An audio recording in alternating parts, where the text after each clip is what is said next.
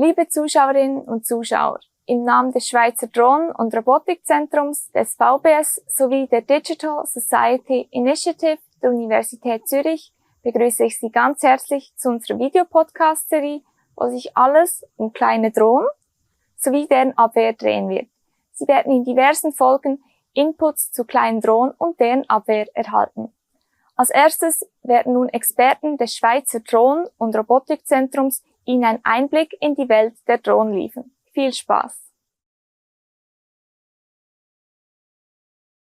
Mein Name ist Mark Höpflinger, ich bin der Leiter des Robotikzentrums des VBS. Mein Name ist Joe Boucher und ich bin für die Drohnenabwehr zuständig im STLZ. Ich werde Ihnen im Anschluss eine kurze Übersicht geben über die Drohnentechnologie. Anschließend werde ich eine kurze Auslegeordnung der Drohnenabwehr machen. Drohnen nehmen immer mehr Einzug in unseren Alltag, im privaten, aber auch im professionellen Bereich, zivil wie auch militärisch. Es gibt viele verschiedene Ausprägungen dieser Drohnen. Im Hobbybereich sieht man vor allem diese Multicopter, aber man sieht auch Starrflügler oder Schlagflügler. Alle diese Ausprägungen existieren in verschiedenen Gewichtsklassen. Es gibt Drohnen, die sehr, sehr klein sind und ein sehr geringes Startgewicht von wenigen Gramm haben, bis hin zu Drohnen mit mehreren Tonnen Gewicht. Im Hobbybereich werden Drohnen hauptsächlich eingesetzt zur Fotografie, um Filme zu erstellen.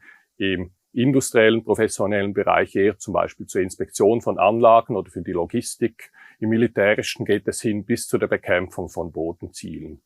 Wir sehen, dass sich die Technologie im Bereich der Drohnen sehr, sehr schnell weiterentwickelt, vor allem im Bereich der kleinen Drohnen. Und die Technologie da ist kaum zu regulieren. Mit ein paar wenigen Komponenten, die auf dem freien Markt erhältlich sind, Mikroprozessoren, Motoren, Strukturteilen und mit Software, die man online findet und Know-how, das online abrufbar ist, kann sich im Prinzip jede mit wenig Know-how eine Drohne selbst aufbauen.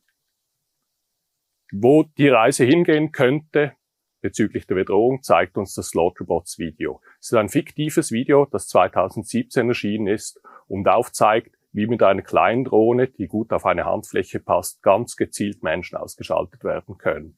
Die Drohne verfügt über Sensoren, um die Umgebung wahrzunehmen, über Algorithmen, um den Flugpfad zu planen beispielsweise, und über eine Hohlladung mit 3 Gramm Sprengstoff, sehr, sehr klein ausgelegt.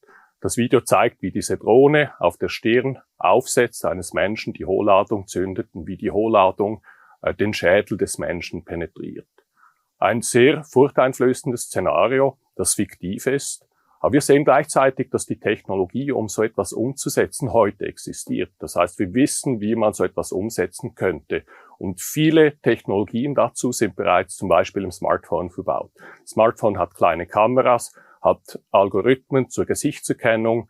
Das heißt, das Know-how ist da und die Umsetzung ist in meinen Augen nur eine Frage der Zeit. Deshalb ist es sehr wichtig, sich zu überlegen, wie man mit einer solchen zukünftigen Bedrohung umgehen kann. Dazu wird uns Joe Boucher mehr erzählen. Gegen eine Drohnenbedrohung setzt man die sogenannte Drohnenabwehrtechnologie ein. Die Drohnenabwehr besteht daraus, eine Zone festzulegen, wo man eben Drohnen fliegen darf und nicht. Und dann diesen durchzusetzen. Die Drohnenabwehr besteht aus einer Konstellation der folgenden Schritten. Es fängt bereits bei der Prävention an, wo man Drohnenpiloten aufmerksam macht über die Regeln, wo man fliegen darf und wo nicht. In den festgelegten Raum, wo man nicht fliegen darf, muss man dann erkennen, welche Flugobjekte befinden sich dort.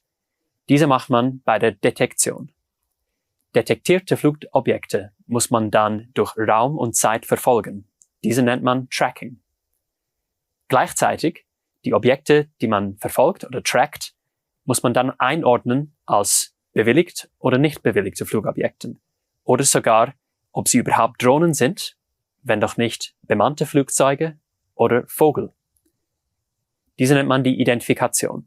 Für diesen 3 Schritte, Detektion, Tracking und Identifikation, setzt man Sensoren ein, also nennt man diese Phase Sensorik. Mit diesen Informationen entscheidet man, ob man gegen dieses Ziel wirken muss oder nicht. Dann geht man über zu der Neutralisierung. Bei der Neutralisierung versucht man, eine nicht erlaubte Drohne aus dem Gebiet zu sperren, zu vertreiben oder zu zerstören.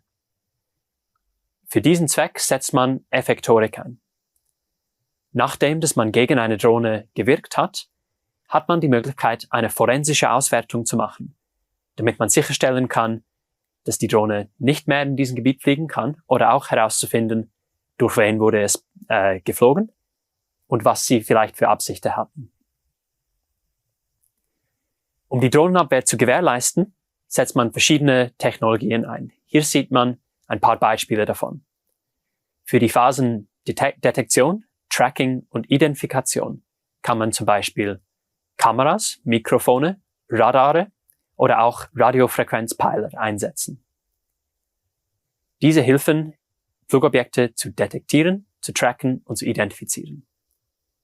Dann bei der Neutralisation hat man auch verschiedene Möglichkeiten, beispielsweise Störsender, um die Verbindung zwischen Drohne und Pilot zu stören oder unterbrechen, Netzwerfer, um Drohnen einzufangen, gerichtete Energiesystemen, um Drohnen zu beschädigen oder auch zerstören, und auch klassische militärische Mittel wie zum Beispiel Kanonen, um kinetisch gegen eine Drohne zu wirken. Der Einsatz von dieser neuen Technologie bringt aber mit sich verschiedene Fragestellungen, die wir auch beachten müssen. Als Gesellschaft müssen wir entscheiden, wie wir solche neue Systeme in unserem Leben eingliedern möchten und was die ethische und rechtliche Frage damit verbunden sind. Dieses Thema stellt sich sehr breit auf, aber ich gebe jetzt ein paar Beispiele. Einerseits hat man die Leitprinzipien der Schweizer Armee, welche festlegen, dass Waffeneinsätze in eine klare Befehlskette eingebettet werden müssen. Sie müssen auch gleichzeitig stets im Einklang mit internationalem Völkerrecht stimmen. Es gibt auch einen Unterschied zwischen zivilen Einsatz von Drohnenabwehrmitteln, wie zum Beispiel bei der Polizei, und einem militärischen Einsatz mit entsprechend anderen Einsatzregeln.